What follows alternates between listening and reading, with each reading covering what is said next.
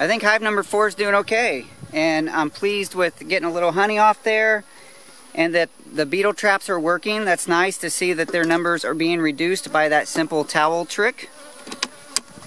Now let's see how hive number 5 is doing. This is the one that I reduced last time and put a queen excluder in. Here's an extra excluder. I'm thinking I might need this one for hive number 6. So this is hive number 5. We're going to see if they did okay with honey. See how they're doing with beetles. I don't see any beetles on there.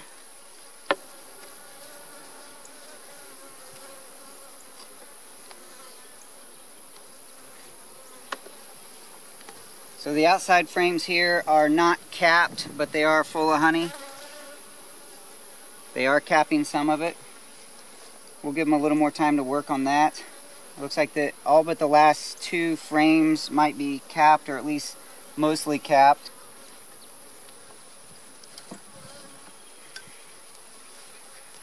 I shouldn't have to worry because the queen should not be in this top box. That doesn't mean I can be reckless, but I don't have to worry about killing that queen. Yeah, they still have room up here. I could probably put another box on.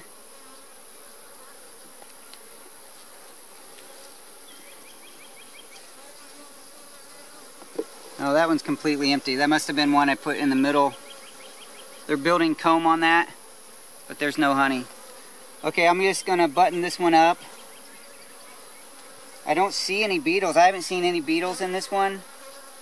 The bees look like they're doing okay. I don't feel a need to completely disrupt this hive.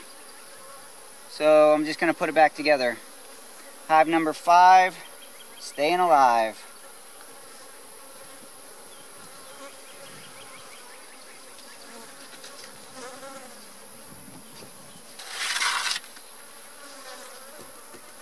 Well, that was hive number 5. That was an easy one. You didn't have to see a whole lot in there because there wasn't much going on. Hive number 6, this hive we're getting ready to get into, has been a more aggressive hive. And it's one of the reasons I left it for last, besides that it's just number 6 out of, well, it's called hive 6. I only have 5 hives right now, but this used to be 4, 5, and 6. 1, 2, and 3 on the other end became basically 1 and 2 because I lost one. So now that we're in hive 6, or getting into hive 6, this hive has the migratory lid, so there is no inner cover. It's all built in one piece.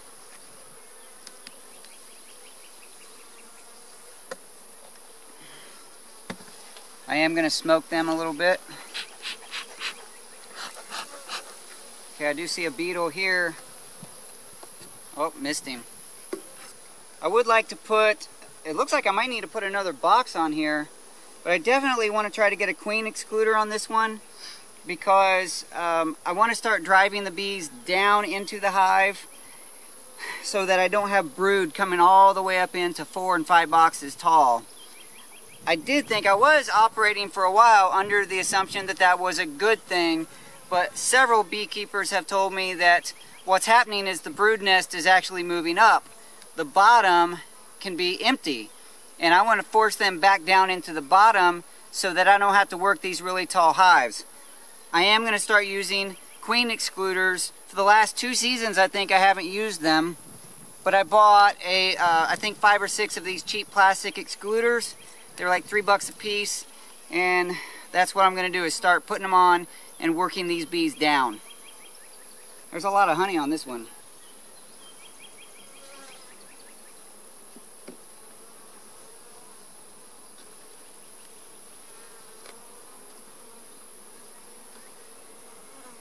For those of you who are local and you've been waiting for the honey, it may be just about time, because this one looks full. I'm going to put another box on this one, but I'm going to do it underneath this top one. I don't have a very good way right now of taking this honey back to the house because I didn't bring the boxes out. But I'm going to put a queen excluder on here and then an empty box and then this one back on top. This is going to be a very heavy box.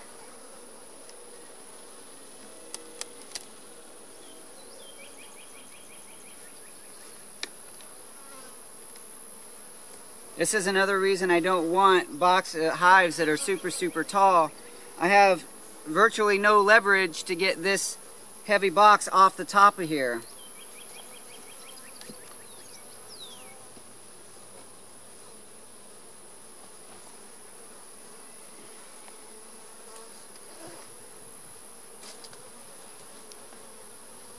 That's very heavy. I'm gonna go get that empty box. We're gonna go ahead and put some towels on here under the queen excluder. And this is just a medium box full of empty medium frames. And they're really empty. They're just empty plastic foundation. And because I don't have a way of taking this one back to the house right now, I'm just going to put it back on top and close the hive up.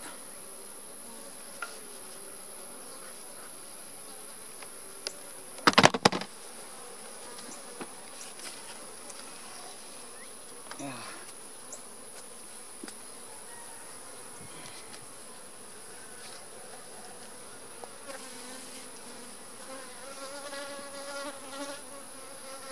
That plastic queen excluder is slippery.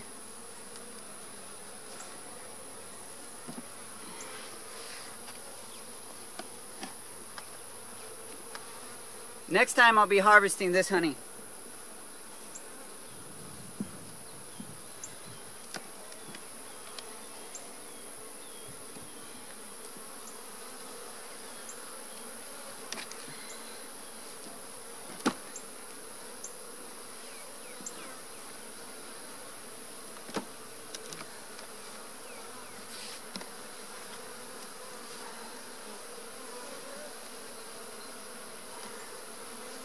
And just for good measure, just in case, I'm going to go ahead and put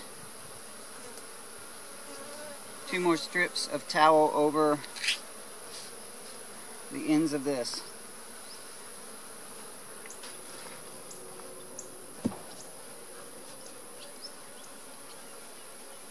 And they weren't even that grumpy. I wonder if those towels full of beetles is good fuel. Looks like it. Look how that's smoking.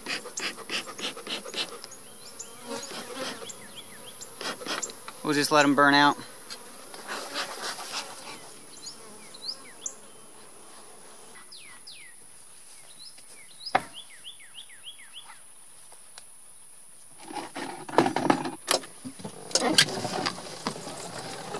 I learned a few things on this outing.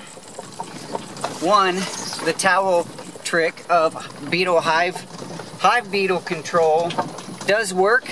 It just takes a little time, I guess, and putting it on properly. I think putting it perpendicular to the frames was a great suggestion, a good idea. In fact, I think the ones that had the most beetles in it, without really thinking about it, that's the way I did install those. I like the idea of tearing one long strip instead of cutting 4 little corner pieces. It's just easier, and I can do it by tearing instead of cutting. I also know that it's time to harvest a little honey. For those of you who are waiting, it'll be coming soon. Hey Maggie, coming through. How do you like that barn, Maggie? Sorry, didn't mean to scare you. Now I got to get back to work on that barn. Whenever I go 2 weeks between inspections on the beehives, it makes me nervous.